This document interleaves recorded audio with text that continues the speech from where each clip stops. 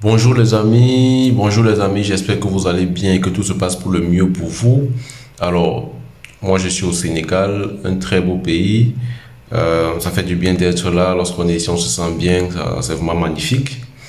Alors, comme je vous avais promis, on va faire une vidéo pour parler de la surveillance épidémiologique, du système de surveillance épidémiologique.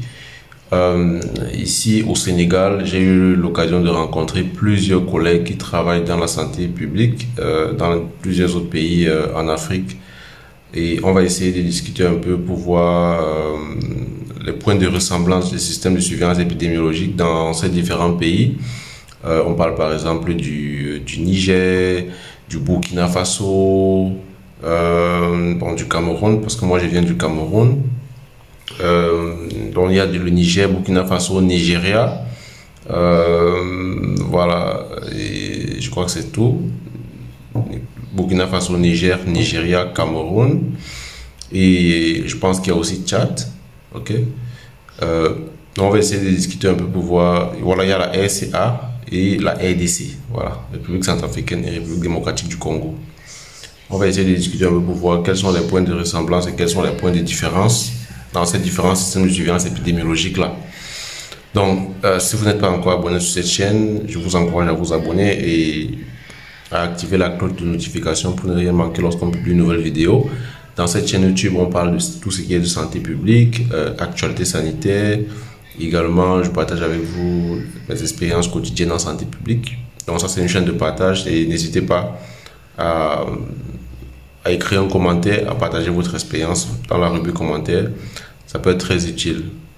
Alors, comme je vous disais, on va parler du système de surveillance épidémiologique, okay, en faisant un peu une vue panoramique sur ce qui se passe dans plusieurs pays africains. Okay. Donc, vous savez, le système de surveillance épidémiologique, c'est un système qui a été mis en place pour détecter de manière précoce la survenue de nouvelles maladies afin de mettre en place des actions de réponse, okay, pour éviter que ces maladies-là ne se propagent. Donc c'est un système qui est mis en place dans tous les pays, que tous les pays qui ont un système de santé mettent en place un système de surveillance épidémiologique. Et ce système-là doit être capable d'assurer plusieurs fonctions, c'est-à-dire de détecter précocement, okay, de notifier et de mettre en place des activités de riposte pour pouvoir stopper la propagation de la maladie.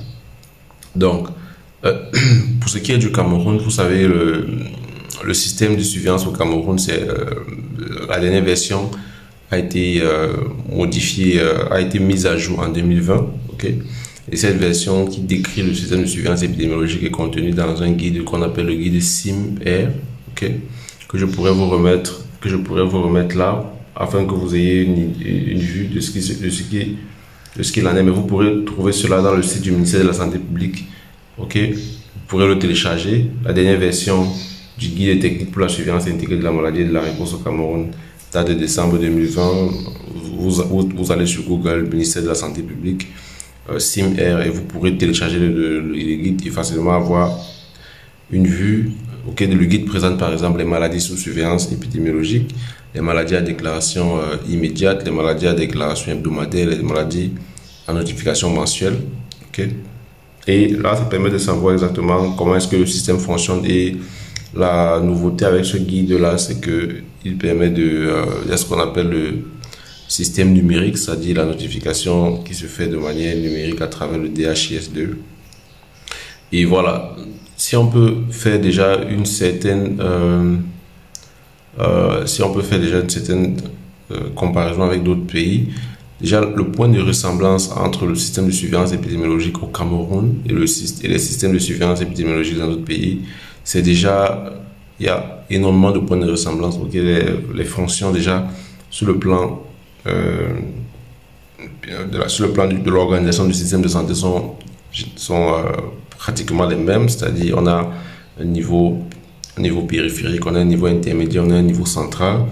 Et ces systèmes-là communiquent pratiquement de la même façon.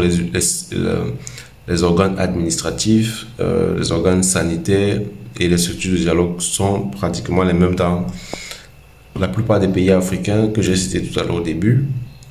Donc, le système fonctionne pratiquement de la même façon. Okay? Et le point de différence on peut souligner en ce qui concerne le système de surveillance épidémiologique avec les autres pays, ça porte essentiellement sur le site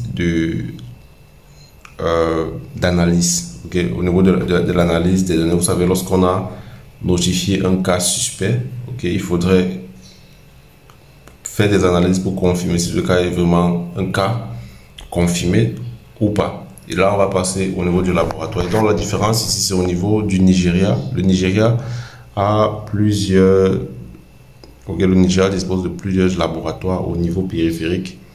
Okay, c'est-à-dire au niveau périphérique, il y a des laboratoires équipés qui peuvent faire des analyses directement. Donc, c'est-à-dire, dans un district de santé, par exemple, on peut faire un prélèvement et mener des analyses de manière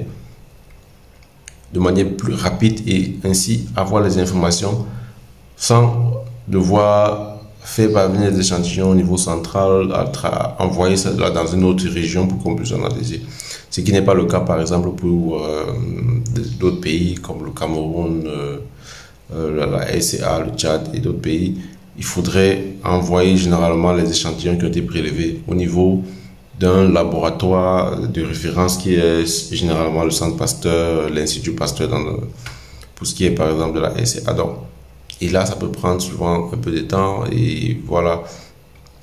Lorsqu'on peut facilement faire des analyses au niveau périphérique, c'est l'idéal. Okay?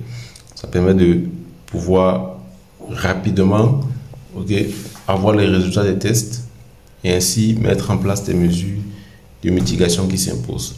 Donc, ça, c'est un point de différence qui est très important à noter pour ce qui concerne le Nigeria. Le Nigeria est très avancé déjà en ce qui concerne la détection précoce et la confirmation des cas des maladies à potentiel épidémique. Donc, c'est ce que je voulais partager avec vous. Dites-moi ce que vous en pensez dans votre pays. Comment est-ce que le système de surveillance est organisé? Est-ce que c'est un système qui permet aussi, comme c'est le cas au Nigeria, de pouvoir, déjà lorsqu'on a détecté, confirmer le cas de manière rapide pour pouvoir mettre en place des mesures de prévention efficaces? Ça, ce sont des éléments importants lorsqu'on parle du système de surveillance épidémiologique. Il faudrait que nous soyons capables de, lorsqu'on a identifié, de pouvoir analyser rapidement, pour savoir si le cas qu'on a analysé est un cas confirmé. Parce que si on prend beaucoup de temps avant de pouvoir confirmer, vous imaginez bien que d'autres personnes, d'autres cas peuvent survenir. C'est-à-dire le cas qu'on a analysé, il peut propager la maladie. Donc il faudrait absolument qu'on puisse avoir l'information rapidement pour pouvoir mettre en place des mesures de mitigation. Donc c'est ce que je voulais partager avec vous dans cette vidéo. N'hésitez pas à faire partager vos feedbacks en commentaire. Nous on se revoit pour une prochaine vidéo. Sentez-vous bien.